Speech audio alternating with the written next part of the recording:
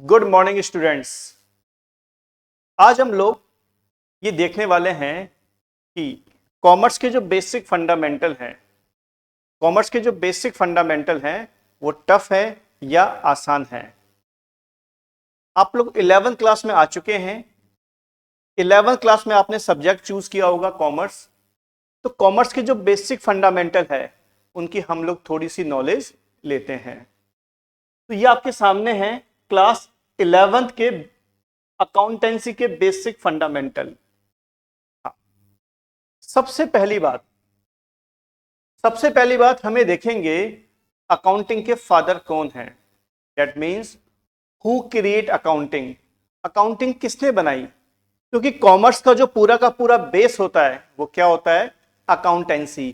तो अकाउंटेंसी किसने बनाई? तो मैं आपको बता दूं, लुका पेसियोली। इन्होंने अकाउंटेंसी को सबसे पहले क्रिएट किया है, सबसे पहले बनाया है। दूसरी बात, ये कहलाते हैं फादर ऑफ अकाउंटिंग। अकाउंटेंसी पहली बार फर्स्ट टाइम कहां बनी है? इटली में। और कब बनी है? 1494 को। आपको याद होगा अभी क्या चल रहा है? 2023। हाँ, तो ये बेसिक ध्यान रखना। हो सकता है आप लोगों को मालूम हो सकता है मालूम ना हो। हाँ, अकाउंटिंग के फादर कौन है? लुका पेसियोली। अकाउंटिंग कब बनी? 1494 को। और कहां बनी? इटली में। मैं आपको बता दूं, इटली जो है वो एक होल कंट्री है। वहां पे एक प्लेस आता है वेनिस सिटी, वहां पे सबसे पहले अकाउंटिंग को क्रिएट किया गया है।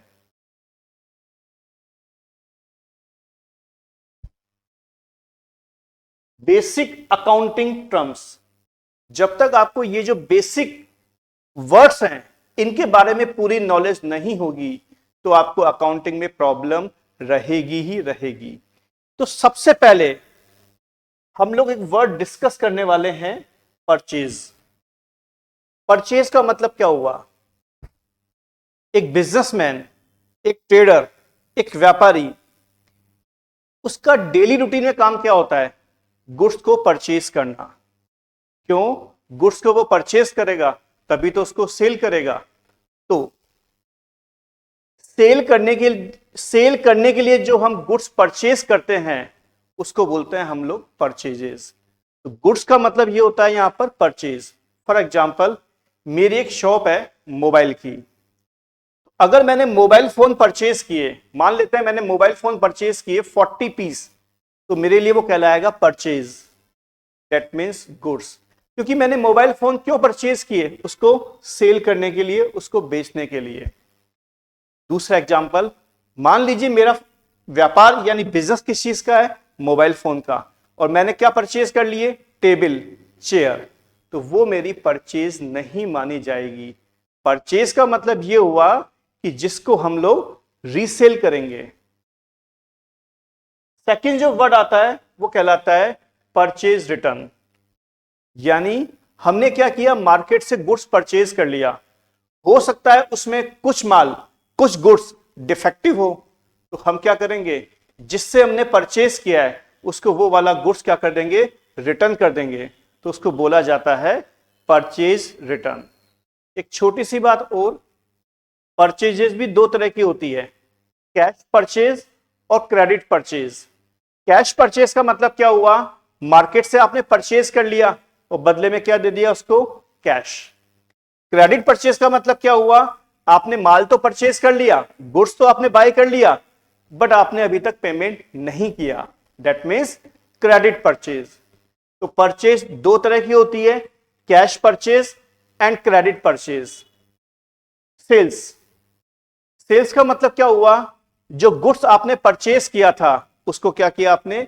बेच दिया, सेल कर दिया।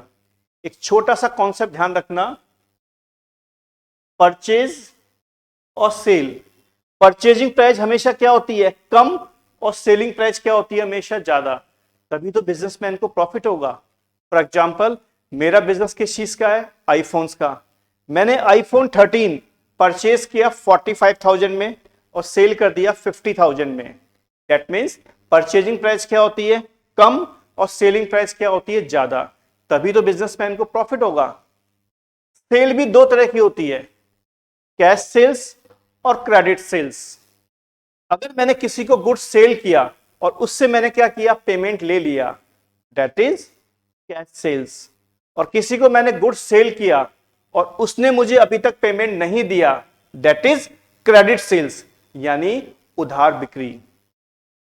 सेल्स रिटर्न, अगर आपने किसी को गुड्स सेल कर दिया और उसको लग रहा है कि ये गुड्स क्या है, डिफेक्टिव है, खराब है, तो वो क्या करेगा, गुड्स मुझे वापस दे देगा, तो मेरे लिए क्या हो गई, वो सेल्स रिटर्न। यानी जो माल बेचा था वही माल मेरे पास वापस आ गया, that is sales return. Stock, stock का मतलब ये होता है जिस चीज का आपका बिजनेस है, एंड ऑफ द ईयर यानी साल के एंड में वो बच गया। फॉर एग्जाम्पल, मैंने इस साल 4000 मोबाइल फोन परचेज किए सेल करने के लिए। 4000 मोबाइल फोन में से मैंने बेच कितने दिए, 3500। जो 500 बच गए, जो 500 मोबाइल फोन बच गए, वो कहलाएगा मेरे लिए stock. Purchase, purchase return, sales, sales return, stock. आगे देखते हैं हम लोग कैपिटल। कैपिटल का मतलब ये हुआ, एक बिजनेसमैन, मैं एम्प्लॉय की बात नहीं कर रहा, मैं बात कर रहा हूं ऑनर की, मालिक की, जो बिजनेस का ऑनर है, अगर वो अपने खुद के बिजनेस में कुछ पैसा इन्वेस्ट करता है तो उसको हम बोलते हैं कैपिटल। ड्राइंग्स, जो कैपिटल आपने इन्वेस्ट की थी बिजनेस में, उसमें से कुछ पैसा क्या किया, आपने अपने प्राइवेट यूज के लिए बिजनेस से निकाल लिया। ड्राइंग्स, तो कैपिटल और ड्राइंग्स दोनों वर्ड्स क्या हैं, अपोजिट। कैपिटल का मतलब क्या हुआ, बिजनेस के अंदर फंड्स को इन्वेस्ट करना, और ड्राइंग्स का मतलब क्या हुआ, जो फंड आपने इन्वेस्ट किया था उसमें से कुछ फंड आपने क्या किया, अपने प्राइवेट यूज के लिए निकाल लिया। लायबिलिटीज, लायबिलिटीज का मतलब क्या हुआ, आपने बैंक से कोई लोन लिया, तो नेचुरल बात है बैंक को आप लोन वापस दोगे, तो वो आपके लिए लायबिलिटीज है। एक बिजनेसमैन, एक ट्रेडर मार्केट से लोन लेता है और वापस पेमेंट कर देता है। जब वो मार्केट से लोन लेगा तो उसको हम लोग क्या बोलेंगे, लायबिलिटीज, क्योंकि हमें वो पैसा वापस देना है। असेट, एक बिजनेस के लिए, एक बिजनेसमैन के लिए उसके पास क्या क्या होना चाहिए, table, chair, fan, air condition, यानी उसका पूरा का पूरा ऑफिस क्या होना चाहिए, सेटअप होना चाहिए। या उसकी कोई फैक्ट्री है तो उसमें मशीन भी होनी चाहिए। तो एक बिजनेसमैन के पास जो जो आइटम हैं जिससे वो बिजनेस को ऑपरेट करता है, वो उसके लिए असेट कहलाती है। Bank overdraft, bank overdraft, bank overdraft का मतलब यह हुआ कि आपका बैंक बैलेंस क्या है, नेगेटिव है।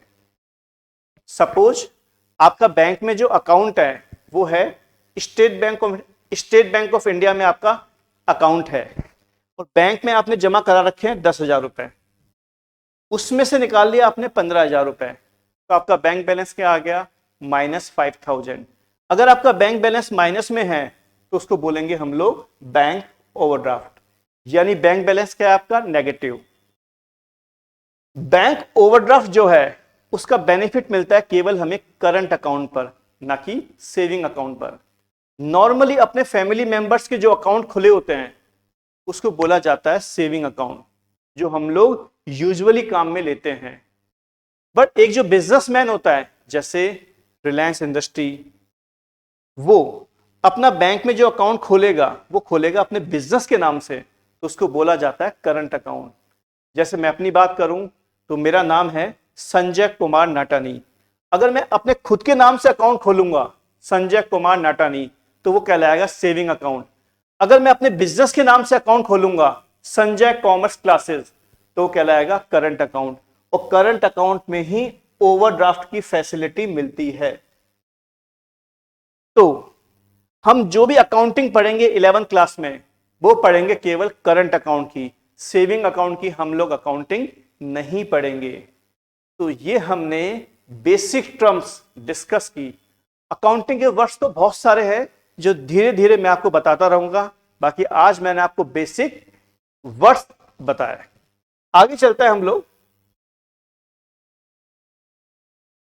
गोल्ड, सोने की बात करें हम लोग तो सोना सबसे महंगा आता है।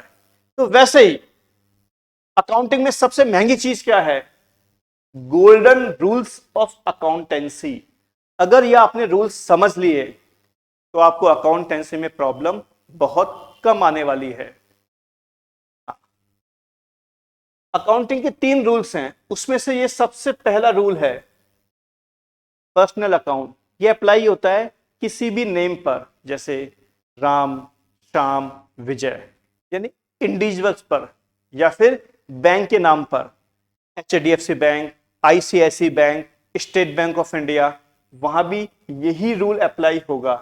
या किसी कंपनी का नाम हो, Reliance industry, Sanjay commerce classes, big बाजार, डी मार्ट, तो भी अप्लाई क्या होगा? यही रूल अप्लाई होगा। इसका रूल क्या है? Debit the receiver and credit the giver, यानी रिसीवर को डेबिट करना है और गिवर को क्रेडिट करना है। ये रूल्स किस तरीके से अप्लाई होगा ये मैं आपको आगे वाली वीडियो में बताऊंगा। डेबिट और क्रेडिट, इसका अकाउंटेंसी में कोई यूज, इसका अकाउंटिंग लैंग्वेज में कोई मतलब नहीं है, बट अकाउंटिंग करने के लिए ये आपकी हेल्प करते हैं। जैसे इंग्लिश का एक वर्ड होता है द, THE द, उसका कोई मीनिंग नहीं होता, बट इंग्लिश लैंग्वेज को यूज करने के लिए बार बार द का यूज किया जाता है। वैसे ही अकाउंटेंसी में डेबिट और क्रेडिट को बार बार यूज में लिया जाता है, बाकी इसका कोई मीनिंग नहीं होता। रियल अकाउंट बहुत ही इंपॉर्टेंट, बहुत ही अच्छा रूल है रियल अकाउंट का। रियल अकाउंट किस पे अप्लाई होता है? जितने भी आइटम हैं, जैसे air condition, table, computer, TV, car, जितने भी आइटम है जिनको अपन टच कर सकते हैं, और वो क्या होनी चाहिए? नॉन लिविंग थिंग्स, मतलब उनमें जान नहीं होनी चाहिए, उन पे अप्लाई क्या होता है? Real account. इसका रूल क्या है? Debit what comes in and credit what goes out, यानी अगर कोई आइटम आपके पास आ रहा है तो उसको डेबिट कर लो, और आपके पास से कोई आइटम जा रहा है तो उसको क्रेडिट कर लो। डिटेल में इसको भी हम डिस्कस करेंगे अगले लेक्चर में। नॉमिनल अकाउंट, जितने भी एक्सपेंसेस हैं, जितने भी इनकम्स हैं, उस पर अप्लाई होता है नॉमिनल अकाउंट। जैसे electricity bill, water bill, salary, commission, wages, discount, commission received, discount received, यानी एक बिजनेस में जितने भी एक्सपेंसेस होते हैं या जितनी भी इनकम होती है उस पर अप्लाई क्या होता है? Nominal account. इसका रूल क्या है? डेबिट द एक्सपेंसेस, मतलब कोई भी एक्सपेंसेस हो या कोई भी लॉस हो तो उसको डेबिट कर लो, और कोई भी इनकम हो या गेन्स हो उसको हम क्या कर सकते हैं? क्रेडिट कर सकते हैं। तो सबसे पहले आज हमने क्या डिस्कस किया? अकाउंटिंग के फादर लुका पेसियोली, इन्होंने अकाउंटिंग कहां बनाई? इटली की वेनिस सिटी में। और कब बनाई? 1494 को।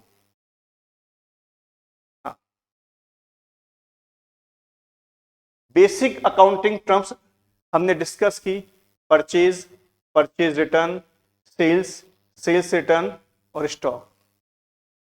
उसके बाद में capital, drawings, liabilities, assets, bank overdraft. Bank overdraft का मतलब क्या हुआ? आपका बैंक बैलेंस नेगेटिव है, और नेगेटिव बैंक बैलेंस कौन से अकाउंट पे होता है? करंट अकाउंट पर। ये अकाउंटिंग के गोल्डन रूल्स हैं। इसमें पहला रूल क्या है अपना? Personal account. दूसरा रूल रियल अकाउंट, और तीसरा नॉमिनल अकाउंट। आज के लेक्चर में इतना ही होगा, इसको डिटेल में हम लोग अगले लेक्चर्स में डिस्कस करेंगे।